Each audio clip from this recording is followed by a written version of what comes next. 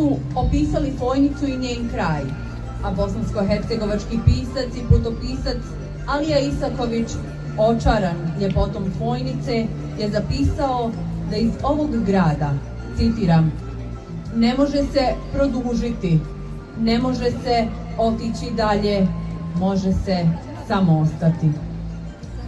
Fojnica je gradić u centralnom dijelu Bosne i Hercegovine, udaljen 50 km od Sarajeva. Prepoznatljiva je turistička destinacija zbog Prokoškog jezera, zbog planina, zbog ljekovitih bilja, zbog banja, zbog brusnice, jezernice, Franjevačkog samostana, Artik džamije, Tekija, Musafirhane, Tečaka, Ahdname, zbog izletišta, zbog vodopada Kozice, zbog lječilišta Reumal.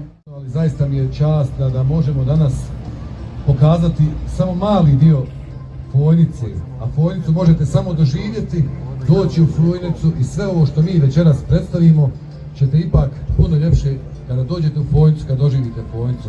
Hvala na prilici da danas predstavimo Kulturno-umjetničko društvo 1001 noć iz Fojnice, Kulturno-umjetničko društvo Matija Gubec iz Fojnice, Fojnička žena sa svojim rukotvorinama, lječilište Reumal sa svojom gastronomijom i naravno ovdje ćete imati priliku da vidite, uzeli smo par slika iz Fojničkog samostana Duha Svetog u Fojnici, iz muzeja Fojnički grbovnik Ahdnamu.